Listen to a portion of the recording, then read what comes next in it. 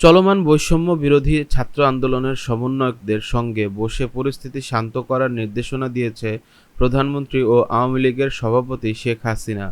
এজন্য আওয়ামী লীগের সভাপতিমণ্ডলীর সদস্য অ্যাডভোকেট জাহাঙ্গীর কবির নানক, যুগ্ম সাধারণ সম্পাদক মাহবুবুল আলম হানিফ এবং কৃষিবিদ আ.ফ.ম.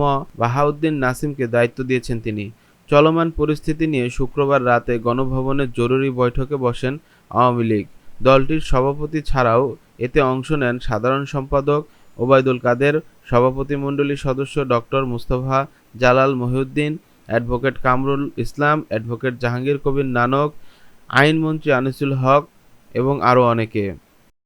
বৈঠকে আন্দোলনরত সাধারণ শিক্ষার্থীদের প্রতি যত্নবান ও সহনশীল থাকার নির্দেশনা দিয়েছে আওয়ামী লীগ সভাপতি। একইভাবে তিন নেতার একটি টিম করে আন্দোলনকারীদের সঙ্গে মতবিনিময় করার দায়িত্ব দিয়েছেন। এই টিমে ১৪ দলীয় জোটের সিনিয়র নেতাদের যুক্ত করার নির্দেশনা দিয়েছেন। বৈঠকে উপস্থিত একাধিক নেতা জানিয়েছেন, শিক্ষার্থীদের দাবি নিয়ে আলোচনা হয়েছে।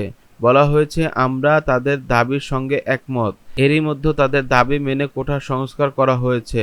হতাহতের ঘটনায় সঠিক তদন্তের জন্য বিচার বিভাগের তদন্ত কমিটি গঠন হয়েছে। এর সঠিক বিচারও হবে। আওয়ামী লীগ ও ১৪ দল নেতাদের সমন্বয়ে গঠিত টিম বৈষম্য বিরোধী ছাত্র আন্দোলন সমন্বয়কদের সঙ্গে আলোচনা করবেন, তাদের কথা শুনবেন, এ বিষয়ে দলীয় সভাপতি ও জোট নেত্রীকে রিপোর্ট করবেন।